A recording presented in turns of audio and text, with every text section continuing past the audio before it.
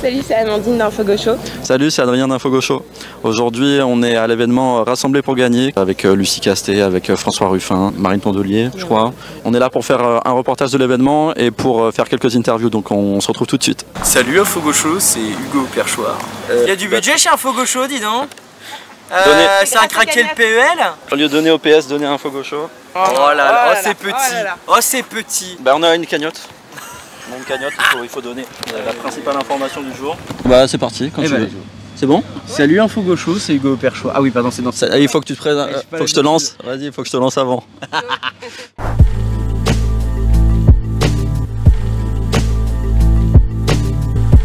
Salut Hugo, comment ça va? Salut Info Gaucho, comment ça va? Bah très très bien, surtout en ta compagnie, ça fait plaisir de te recevoir. Mais c'est ma technique ça, de faire des compliments avant l'interview pour attendrir la viande, c'est ma technique ça. Ça marche bien. Est-ce que tu peux te présenter ce que tu fais dans la vie, ton engagement quoi? Tout à fait, bah, alors je regarde toi ou la caméra? Tu peux le faire les deux. Les deux, je vais alterner. Je peux loucher si vous voulez, voilà, Info Gaucho. Et bah écoute, moi c'est Hugo Perchoir, j'ai 27 ans, je suis journaliste de formation, streamer également, je collabore aussi avec quelques médias pour parler et relayer les avis de ma communauté et je vulgarise du coup l'Assemblée tous les jours sur Twitch et ici on est aux journées d'été de l'après, de Génération et de Debout pour un peu suivre, mais il n'y a pas de wifi, du coup je suis au chômage technique. Et c'est la fin du meeting, il y a quand même pas mal de monde. Qu'est-ce qui t'a donné envie de t'intéresser à l'actualité politique, d'en faire ton métier, d'aller sur Twitch, etc. Qu'est-ce qui te motive là-dedans? Alors je vais essayer d'aller vite, en gros moi je suis sur internet depuis 10 ans, depuis 2015, j'ai créé mon média qui s'appelait Garçon l'émission à l'époque, qui était un truc un peu d'interview, mais tu vois, on voyait que je me cherchais à l'époque, je voulais faire des blagues, mais je voulais être sérieux, etc. Et j'ai commencé les interviews politiques à l'été 2015, et de fil en aiguille, école de journalisme, je me retrouve dans une boîte qui s'appelle 16.tv, qui se voulait être un peu le Twitch français, mais qui s'est pété la gueule parce que le patron s'est barré avec la caisse, rend l'argent. Et du coup, on avait pour mission de, je cite, chier 1 heure de live par jour pendant les européennes. Et moi, c'était pendant les européennes, et du coup, j'étais déjà dans la politique, donc je me suis dit, bah, je vais faire du stream politique. De fil en aiguille, Covid, je me lance sur ma propre chaîne Twitch, etc., etc. Je me fais embaucher dans une boîte de démocratie participative pour que je m'occupe de leur chaîne Twitch. Ça se passe bien, je crée la petite communauté. Ça s'appelait Midi au Perchoir. Et au bout d'1 an, ils décident d'arrêter la chaîne Twitch parce que ça coûte cher, Internet, et ça rapporte pas beaucoup d'argent. Et du coup, ils décident d'arrêter la chaîne et de me licencier, mais ils m'offrent en contrepartie la possibilité de récupérer la chaîne Twitch. Et c'est ainsi qu'est né Hugo Perchoir le 5 mai 2023. Et depuis 2 ans, je fais des interviews politiques régulièrement. Et par exemple, là, tu vois, depuis le début de la session de 2024 de l'Assemblée, de la 17e législature, et on a passé hier les 200 députés, en comptant ma collaboration avec LCP, mais 200 députés qui sont passés par mon micro et les questions de ma communauté. Et puis voilà, et puis qu'est-ce qui m'y intéressait à la politique? Voilà, le petit journal de Yann Barthès, on va pas se mentir. Moi, Charlie Hebdo nous a un peu subversif, qui essaie de casser un peu les codes. Ouais, c'est ça, un petit peu de voilà cette espièglerie. Moi, c'est un mot que j'ai redécouvert dans le dictionnaire il y a pas longtemps et qui me va plutôt bien. C'est-à-dire, c'est Cyril Eldin, bon, qui a été un peu cancel depuis, mais qui est devenu un ami. Ça, oui, pardon, je postillonne sur le... Ah, pardon. En même temps. Moi aussi, ça porte bonheur. Non, mais et qui m'avait un peu appris une caresse, une gifle. C'est-à-dire que moi, j'ai une phrase aussi de Michel Serrault que j'aime beaucoup, c'est « Il ne faut être sérieux trop longtemps sous aucun prétexte, sinon on devient rapidement con ». Et c'est vrai que parfois... la phrase en dessous, bien sûr, si tu veux, voilà, Michel Serrault. Non, mais c'est vrai que des fois, la politique, on part un peu dans tous les sens. Je sais que pour un média qui s'appelle Info Gaucho, donc plutôt à gauche, effectivement, la politique c'est la vie des gens, que la politique ça a voilà, des vies aussi dans les décisions, mais ça reste des êtres humains derrière les politiques, et c'est vrai que des fois, ça c'est peut-être mon côté un peu trop mou, mais c'est vrai que bon voilà, les politiques c'est des êtres humains, et c'est vrai que des êtres humains, et quand je vois parfois la violence, même interne à la politique, je fais bon les gars, tu vois, on peut détester, je sais pas, tu vois, même le PS, tu vois, mais dire que bon le PS n'est pas de gauche. Bon, ok, ils ont fait de la merde, c'est si on veut, de la gauche un peu molle, etc. Mais bon, on va pas les mettre avec des nazis, tu vois. C'est pas Himmler, tu vois ce que je veux dire. Et des fois, dans les propos, et même sur les réseaux sociaux, mais tu vois que c'est aussi les réseaux sociaux, l'anonymat qui on est dans une société de plus en plus polarisée, et il y a quand même la montée du fascisme qui fait qu'on se tend même dans nos partis politiques de gauche, ça devient compliqué. On sent de toute façon, oui, qu'il y a une tension dans le pays qui monte, et on le voit même, voilà. International aussi. International, bah, de toute façon, c'est la merde un peu partout. Disons-le. Et moi j'essaye, et c'est peut-être une erreur, certains à gauche pourraient me le reprocher, mais moi j'essaye d'apporter un peu de légèreté, mais de la pertinence aussi. Tu vois, hier j'étais avec Raphaël Glucksmann. Bon, ça faisait 2 jours que j'étais avec mon chat, certains qui sont bien soumis, bien tendus, même un peu plus. Il y a des NPAR dans le chat que je salue. Mais tu vois, c'est vrai que les socialistes, bon, ça tendait un petit peu. Et je dis, bon, il y a Glucksmann. Bon, je dis, on va l'interviewer avec Glucksmann. Oh, je les connais, ça va les tendre. Bon, Glucksmann, je lui pose une question sur l'ego à gauche. C'est pas le dernier, Glucksmann. Je pose aussi une question sur l'image du traître de la gauche, parce que moi, c'est vrai que je m'interroge un petit peu sur tout ça. Et qui t'a renforcé l'image de traître du PS? Mais quelle image de traître? Dans mon chat, il y en a plein qui vous diraient que le PS est un parti de traître. Je dis pas que je suis d'accord avec eux, mais... J'espère bien que vous n'êtes pas d'accord avec eux, mais traître à quoi? Traître à quoi? Et c'est vrai que... Nous aussi, c'est des choses qu'on essaie de porter dans l'étiquette PS. Et tout à fait, et c'est ça qui est intéressant. Et tu vois, aussi les clichés. C'est-à-dire que même les militants à gauche, et pas qu'à gauche, mais là, comme on parle de la gauche, il y a aussi beaucoup de clichés. C'est vrai que quand on a diffusé le discours d'Olivier Faure, pourquoi ils disent pas ça, ils disent pas ça. Bon, ils le disaient juste après, et ils disaient ouais, mais ils le disaient pas avant. Bon, si on creuse, ils le disaient déjà avant, mais juste ils écoutaient pas. Donc il y a aussi cet aspect de, moi j'essaie de montrer aussi des choses, de sortir de ce que j'appelle, et c'est pas que je suis pas tout seul, je suis pas le gros moulard, c'est moi qui ai inventé ce nom, les silos informationnels. C'est-à-dire que les silos informationnels, c'est quelque chose qui a été conceptualisé pas par moi, par des gens beaucoup plus éminents que moi. Avec le fonctionnement des algorithmes notamment, ça s'est accéléré, quoi. Exactement, en fait les silos informationnels, c'est, imaginons tu es un trotskiste, tu vas bouffer trotskiste matin, midi et soir, et tu vas bouffer trotskiste, baiser trotskiste, tout faire trotskiste, et après tu vas t'enfermer dans une idéologie qui est la tienne, et tu vas parler qu'avec des gens, et en fait tu vas t'enfermer sur toi-même. Est-ce que dans une société, si on fait que de s'enfermer, ça risque pas de plus péter à la fin? C'est une question. Bon, après le trotskiste, bonjour. Ça peut permettre d'aller jusqu'au bout de ses idées et développer des choses en profondeur, mais évidemment qu'il faut garder la vision périphérique, quoi. Bien sûr, non, mais je critique pas ça, mais je dis juste que aller en profondeur de ses idées, c'est très bien, mais il faut pas non plus, je vais pas employer le terme sectaire, parce que bon, quoique... Avez-vous la vidéo de Blas sur lutte ouvrière? Voilà, je vous le conseille. Non mais tu vois, dans cet aspect-là un peu sectaire, et je pense que dans une société où, comme tu le dis, il y a une extrême droite qui est puissante, est-ce que la gauche peut se permettre une désunion? Certains vont dire oui, mais la gauche avec qui? Quelle gauche, etc. Bon, faudra voir, mais c'est vrai que dans l'histoire, la gauche a déjà été désunie alors je vais pas dire alors qu'il y avait l'extrême droite au port du pouvoir, mais quand tu regardes avant 81, bon, il y avait le PCF qui était à, c'était quoi, 15-20%, qui est absolument énorme, qui peut comparer à LFI. Je dirais pas que LFI est de l'extrême gauche, comme je dis souvent en live, LFI c'est de la gauche radicale, gauche... Mais c'est vrai que si on compare un programme qu'on pouvait avoir dans le programme des années 80, etc., bon, Mitterrand qui parlait celui qui ne consent pas à la rupture avec l'ordre établi, l'ordre capitaliste, ça va de soi. Je le dis, celui-là ne peut pas adhérer au Parti Socialiste. Voilà, c'est bonus. On mettra la séquence en même temps de Mitterrand pour voir si ça colle. Mais c'est pas mal. Non, mais et après, voilà, moi on me reproche parfois d'être un neutre, etc. Mais comme j'expliquais tout à l'heure dans la discussion, la neutralité elle n'existe pas. Le choix même des choix éditoriaux, de décider de traiter tel ou tel sujet. Et parfois aussi, moi tu vois, il y a des sujets que je traite un peu moins parce qu'ils sont très... Par exemple, je prends l'exemple de Gaza, par exemple. J'en parle, évidemment, mais comme il y a beaucoup de chaînes qui sont de gauche ou d'autres chaînes, tu vois, même d'infos, etc., qu'en parlent, bon, j'en parle peut-être un peu moins, mais j'en parle, tu vois, c'est pas le sujet. Mais il faut, voilà, un équilibre. Moi, tu vois, je suis spécialisé sur le Parlement. J'ai évidemment parlé beaucoup plus du Parlement que d'autres chaînes qui parlent beaucoup plus de Gaza ou qui parlent beaucoup plus des mobilisations sociales. Chacun ses spécialités, et c'est bien qu'on ait des médias, tu vois. Moi, je suis pas étiqueté gauchiste, enfin, ça dépend, tu vois, les gauchistes, il y a des gauchistes qui me traitent de droitard, des droitards qui me traitent de gauchiste. Ouais. Ce qui dit... Et non, on nous a dit qu'on était SOSDEM, alors que bon, on est quand même beaucoup plus avec des gens de gauche radicale qu'autre chose, mais bon, voilà. Tu vois, moi, on me reproche, par exemple, de recevoir l'extrême droite sur ma chaîne. Ouais. Après, moi, ce que j'explique aux gens, c'est que moi, je suis une chaîne qui traite du Parlement français. Bah oui. Et qu'on déteste ou qu'on aime l'extrême droite, tu vois, ça reste le premier parti à l'Assemblée nationale.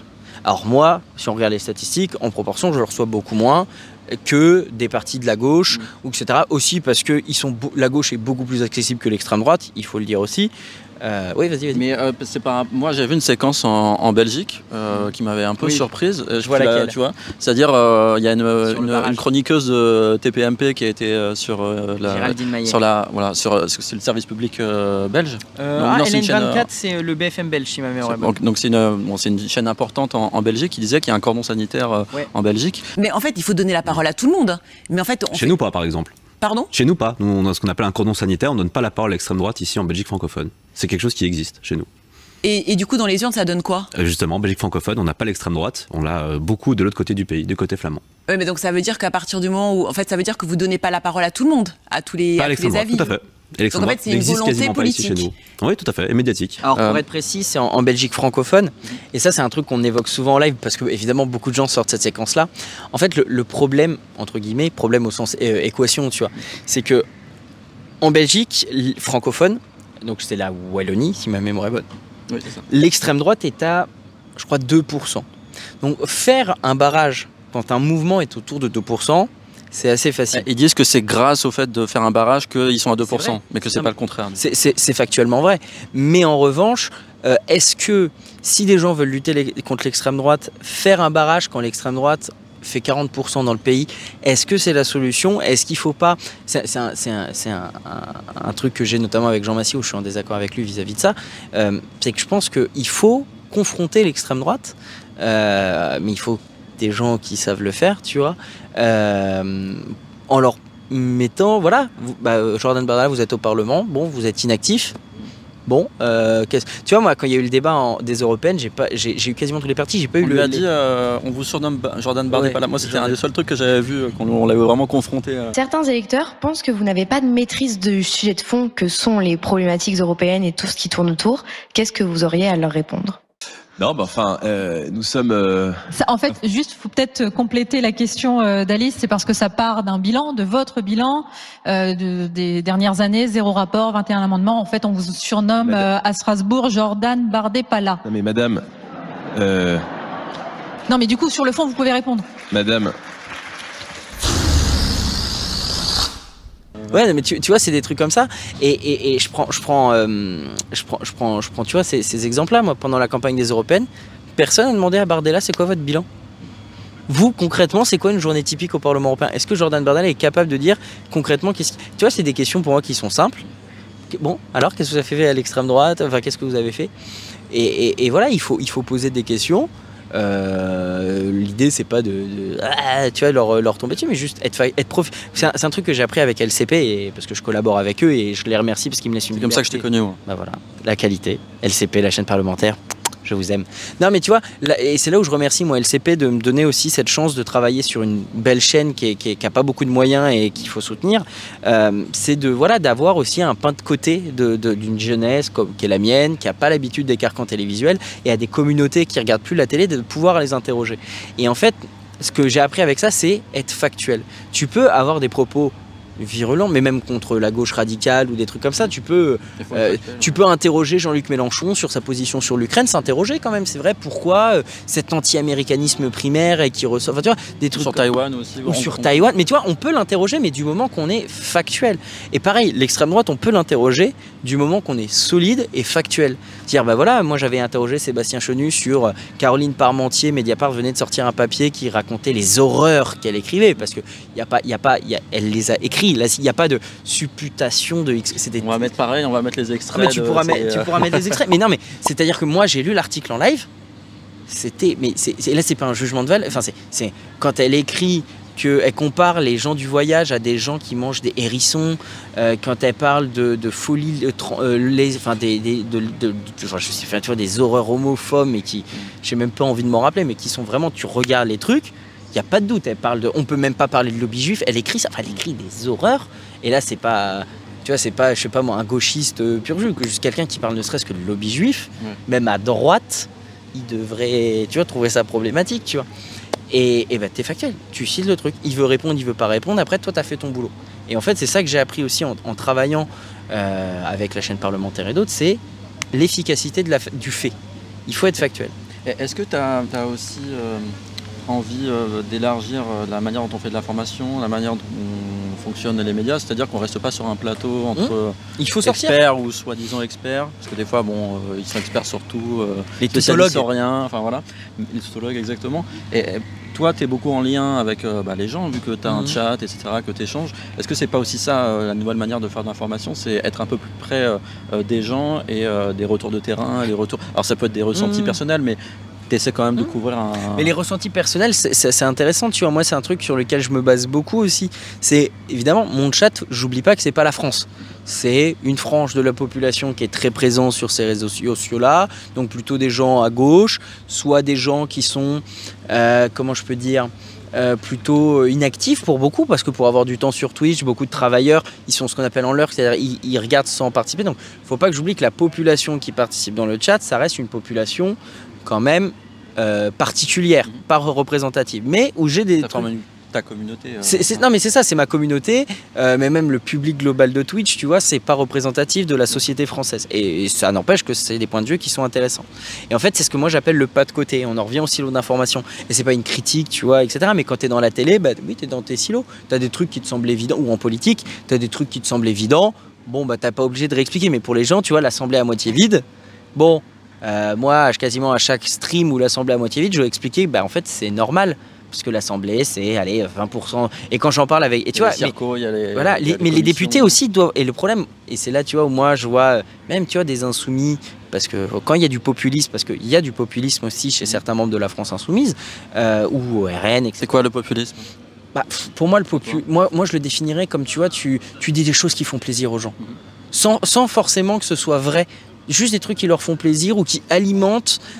J'aime pas les termes délire, mais tu vois, qui alimentent... des idées reçues. Voilà, un truc qui alimente des idées reçues. Sur la classe ouvrière, du coup. La classe... Ah non, la classe générale. Oh bah non, moi je fais pas le cliché, tu vois, sur les... Non, en général. Tu vois, les députés, ils sont payés à rien foutre. Tu vois, moi c'est...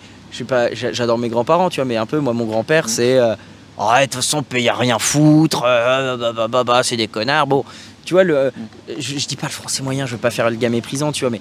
Quand tu connais, moi qui suis un amoureux du Parlement, tu vois, comme je dis souvent, je ferais pas 16 heures de stream sur l'Assemblée nationale si ça me passionnait pas. Attends, l'UDR se barre. Attends, l'UDR se barre de sa propre niche. L'UDR se barre de cette propre niche. Mais quoi? Mais c'est quoi? Mais qu'est-ce que c'est que cette niche de con? C'est quoi ça? Quand je dis de con, je parle pas des individus, hein, je parle des événements. Parce que voir l'histoire... législative du pays s'écrire devant soi, c'est passionnant. Tu vas avoir des lois débattues, l'IVG dans la Constitution, tu vois, c'est des moments qui sont passionnants à vivre. Même des débats qui sont rudes, comme il y a eu sur l'immigration, tu vois parfois des grands discours qui sont tenus à l'Assemblée. Tu vis une histoire qui restera potentiellement dans... Et c'est vrai que moi qui suis un amoureux du parlementarisme, quand j'entends, ouais, les députés, ils sont payés à rien foutre, ou c'est tous des descendants de fils ou de filles de ministres, bah, pareil, j'avais fait une vidéo un peu pour débunk qu'avait dit Clément Viktorovitch. Le nombre de députés qui sont fils ou filles de députés, le nombre de ministres qui sont fils ou filles de ministres... Selon la police ou selon les organisateurs? Parce que moi j'ai des chiffres qui vont pas dans le sens de ceux de Clément. Ou sur le fond, attention, je dis pas que tout est idyllique à l'Assemblée nationale. Je fais pas le mec qui est dans ses œillères. Oui, il y a un problème de représentation à l'Assemblée, mais malheureusement c'est aussi le système électoral qui est comme ça, où c'est le peuple qui décide des candidats. Après voilà, on va pas refaire le monde en live, mais c'est bien de s'interroger. Moi j'essaie de m'interroger, tu vois, quotidiennement. En live j'ai souvent des moments un peu pas de dooming ou de tunnel ou d'interrogation. Pareil, tu vois, je vois Gaza, moi je m'interroge, je fais... Comment on devient aussi fou sur le débat public sur le sujet? On peut critiquer le Hamas, comme on peut critiquer la politique coloniale de Netanyahou. Moi, sur la solution à 2 États, ouais, 2 États, pourquoi pas, mais si on me dit qu'un État, tu vois, binational, où il n'y a personne qui se fait buter, il n'y a pas de discrimination... Moi, tu vois, je suis personne, tu vois, je suis Hugo Perchoir, je vulgarise la politique sur Internet. Bon, souvent, je dis mon avis, on s'en fout, tu vois. Moi, je suis un connard sur Internet parmi d'autres, tu vois. Mais j'essaye d'apporter des petites graines de réflexion. Tu vois, moi, sur mon chat, j'ai des gens qui sont à l'extrême droite, j'ai des gens qui sont à l'extrême gauche. Quand je dis extrême gauche et d'extrême droite, bon, je sais pas des nazis, mais tu vois, j'ai des gens... coucou d'ailleurs. Non, mais salut la communauté. Non, mais tu vois ce que je veux dire. Et ce que je trouve intéressant, c'est que des gens viennent, même si on n'est pas d'accord, tu vois. Et je suis sûr que dans Info Gaucho, il y a sûrement des gens de droite qui vous regardent, parce que avoir des ils nous surveillent surtout. Non, mais, voilà, je pense, oui, on est tous sur surveillance, bien, malheureusement, mais tu vois, je pense qu'effectivement, il y a des gens de droite même qui. Tu vois, moi Où on est la gauche de leurs idées, qui sont toujours aussi ou même bêtes. juste intellectuellement, qui sont intéressés, ils sont pas d'accord, mais ils sont. Faut pas, tu vois, rentrer dans les caricatures. Il y a des gens qui sont intéressés par les échanges. Tu vois, moi, je vais parler de Zemmour et Nolo, tu vois, à l'époque d'On n'est pas couché. Bon, moi, je suis pas sur les idées de Zemmour, etc., tu vois. Entendre ce qu'il disait en termes de réflexion, d'essayer de comprendre comment les autres fonctionnent, c'est aussi intéressant, tu vois. Moi, Zemmour, bon, bah voilà, quand on regarde ce qu'il dit, bon, on comprend l'homme politique qu'il est aujourd'hui, tu vois ce que je veux dire. Et c'est ça qui est intéressant. Moi, j'ai travaillé quelques mois à ses côtés quand j'étais stagiaire chez Zemmour et Nolo en boîte de prod. Bon, je précise, je le voyais 15 minutes par semaine. Il a quand même eu le temps de me sortir quelques dingueries que je ne peux pas citer ici parce que j'ai pas de preuves et je veux pas de procès. Mais voilà. On mettra les liens en bio. Non, mais après, je précise. Non, mais je l'explique parce que c'est vrai qu'il y a des gens à gauche qui essayent de me faire tomber par ce qui me le reprochent. Je fais bah écoutez, oui, j'étais en boîte de prod télé, j'avais 20 ans. Bon, on m'a proposé un stage où mon but c'était de lire des livres sur la politique. Bon, je suis journaliste politique, lire des livres sur la politique, faire des fiches pour une animatrice. Heureusement qu'on évolue et qu'on. Non, mais c'est ça, et je m'interroge. Et même, ça a été intéressant, tu vois, comme je vous disais tout à l'heure, j'avais interviewé Jean-Marie Le Pen quand j'étais jeune. Bon, bah, l'interview était nulle à chier, j'ai pensé que j'allais le retourner, c'est lui qui m'a retourné comme une clèpe, tu vois. Mais c'est un truc qui t'apprend, et on apprend de sa vie. C'est un peu comme la première interview de Benjamin Duhamel avec Jean-Luc Mélenchon, où il s'est fait retourner en pensant le retourner lui-même. Ils justifient leur incapacité en disant c'est plus facile de parler. Peut-être l'exercice du pouvoir serait plus pragmatique. Vous êtes typiquement un étudiant de Sciences Po, le crâne bourré d'idées libérales. Vous pensez, écoutez-moi, taisez-vous 5 minutes. Ça m'étonne pas. Vous êtes un petit bourgeois hédoniste, comme tous les gens de votre génération. Non, mais écoutez-moi, j'essaye de vous rectifier, de vous aider à réfléchir. Je vous remercie. Oui, bah, bien sûr, vous pouvez me remercier, je suis votre aîné, je vous apprends quelque chose. C'est exactement ça. Et quand je dis le retourner, c'est dans le sens, tu vois, c'est la grenouille qui se voulait plus grosse que le bœuf. Le mettre face à ses contradictions. Enfin, ouais, voilà. Et en fait, c'est un truc qui s'apprend. Tout le monde peut pas s'improviser journaliste. Vous-même, je vous connais pas personnellement. Je sais pas quel parcours professionnel vous avez eu, si vous avez des formations journalistiques, mais non, pas du tout. On a appris sur le tas. C'est ça, on apprend sur le tas. La rigueur, ça s'apprend. Tu vois, vérifier ses sources, pas juste aller avec ah bah moi je pense ça, du coup vous préparez vos interviews, et en fait c'est ça aussi devenir. Moi je pense que je sais pas si tout le monde peut devenir journaliste, parce que faut quand même avoir, tu vois, un minimum de déontologie, si je puis dire. Mais voilà, la neutralité, vous êtes la preuve qu'on peut faire, tu vois, une interview somme toute classique avec des idées derrière, mais poser des questions factuelles. Et c'est ça, en fait, du moment que les questions sont factuelles, on peut avoir une idéologie derrière un média. Et c'est pas grave. En tout cas, on peut partir de convictions communes, mais faire évoluer la pensée de l'invité en lui posant des questions pertinentes. Ah, regardez, vous appelez un faux gaucho. Bon, on se doute bien que vous n'êtes pas des admirateurs de Charles Pasqua. Enfin, même si l'animatrice vous le montre pas, mais actuellement... Il y a Amandine qui se marre derrière. De Jacques Chirac. Elle vous le montre pas, mais elle est en train de boire une Corona, bien sûr. Non, mais voilà, il y a de l'intérêt. Et moi, voilà, quand je traite du Parlement, bon, bah oui. Et tu vois, pareil, les mecs, les droitards, les macronistes, c'est tous des salauds.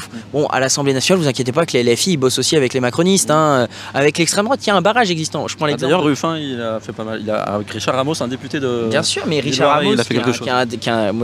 Bon, vous le connaissez, Richard Ramos, il est de votre région, si je me trompe. Oui, c'est un bon client. Ouais. Hein, moi, je dis à un McDonald's, c'est de la merde. Moi, je dis à ceux qui veulent aller à McDonald's, tu bouges ton cul et tu vas manger autre part. Il me l'a fait en interview, ça. Ah ouais, okay. Il me dit, tu bouges ton gros cul et tu vas autre part. Il me l'a fait en live, ça. Ce qu'on peut reprocher à Richard Ramos, c'est d'être bon en interview et d'avoir une vision politique assez large et de correspondre un peu à tout le monde.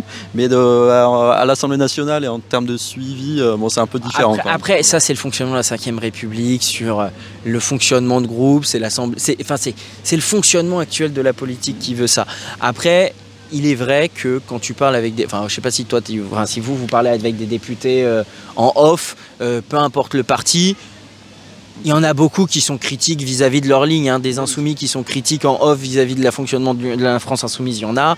Des droitards qui critiquent, il y en a partout de toute façon, hein. Faut pas être naïf, il y a ce que vous voyez à la télé, il y a ce que dans les off, et croyez-moi, dans les discussions off, il y en a qui sont beaucoup plus critiques sur le fonctionnement en haut, etc. etc.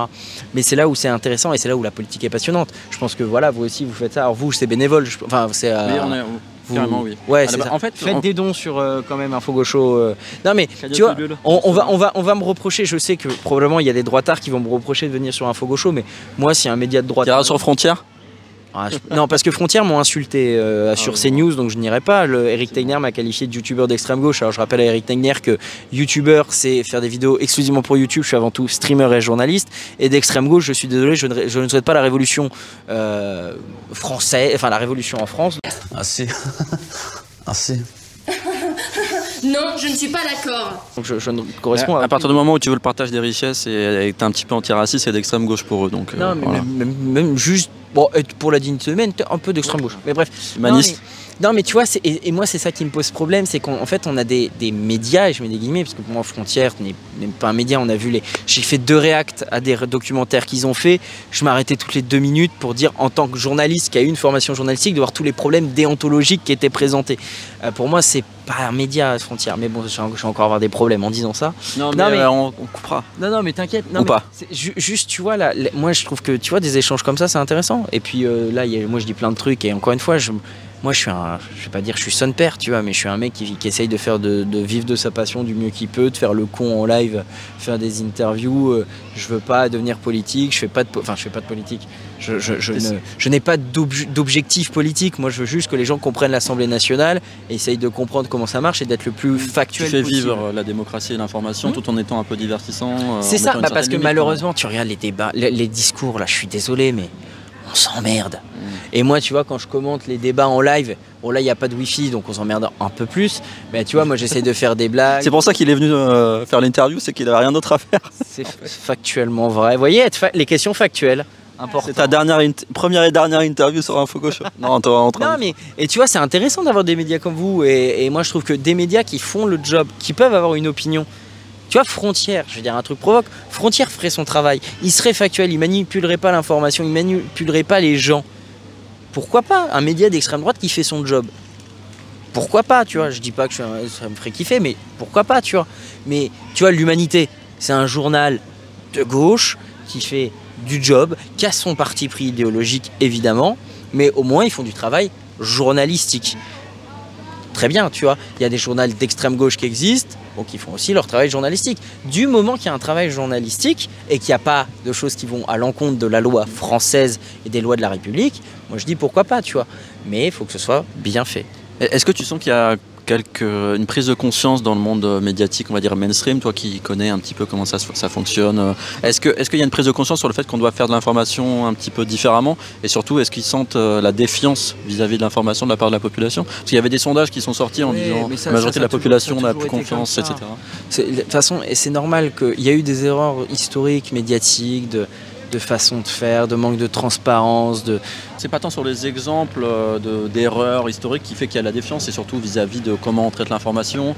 Et par exemple sur le fait que quand il y a une colère populaire, par exemple sur les Gilets jaunes, ça a été un gros épisode de défiance médiatique, c'est que le peuple dans sa majorité soutient le mouvement des Gilets jaunes, mais dans l'espace médiatique c'est des torrents de boue sur les on reste dans les silos, en fait. Je te dirais qu'on reste dans les silos en fait. Quand tous les médias quasiment sont à Paris, il y a cette logique-là, mais c'est pour ça la décentralisation, on en parle beaucoup, tu vois, et c'est pour ça que moi, par exemple, la nouvelle chaîne de télé là, qui se lance Nouveau 19, qui est une chaîne qui est basée à Rennes, si je crois, puisque c'est Ouest France qui le fait, moi j'attends de voir le traitement qu'ils vont avoir. Mais il y a une vraie interrogation, attention, je dis pas que tout va très bien, Madame la Marquise, les limites on les voit, et il faut que nous-mêmes, journalistes dans le monde des médias, on lutte aussi contre nos silos informationnels et compagnie, et c'est un travail que nous on doit faire, et que moi, en ayant les pieds, tu vois, mais internet et télévision, j'essaye d'apporter ma patte, mais on est dans un système qui est très concurrentiel, on ne laisse plus le temps au temps. Avant, pour qu'une émission de télé s'installe, il nous fallait des années. Maintenant, si au bout de 6 mois ça marche pas, on dégage. Donc on est aussi dans une logique où plein de trucs qui t'attaquent, qui te disent hey, regarde-moi, et en fait, bah, je vois ce que tu veux dire. Tu vas voir et tu te paumes en fait. Et mais tu vois là pareil, là si tu vois là, ça va être un enfer le montage pour vous. Tout pareil, petit Yuki. Tout pareil, oui, tu es mignon, oui, tu es mignon. Là, il pleut, le chat, on mouille, c'est la fête à la grenouille. Et là, il pleut sec, là d'ailleurs. Il va falloir mettre fin à cette interview. Je crois que François Hollande est arrivé. Non, mais en tout cas, on pourra en reparler. Et d'ailleurs, je vous propose un truc. C'est vous qui venez sur Hugo au Perchoir une prochaine fois en visio. Trop bien, et bah on est partant. Est-ce que tu veux dire un dernier mot, Hugo, avant qu'on finisse cette vidéo? Eh bien oui, eh bien soutenez des médias qui essayent de faire avancer le schmilblick ou en tout cas d'apporter un peu de lumière, de réflexion, même si on peut être en désaccord, apporter un peu de lumière, de réflexion dans cette société qui part un petit peu trop en couille. Suivez Info Gaucho et suivez Hugo Perchoir et on se retrouve sur Twitch. Tout à fait. Je Trop sais bien. pas quand, mais on va se caler. Ça marche. Merci à toi, à bientôt. Au plaisir, ciao.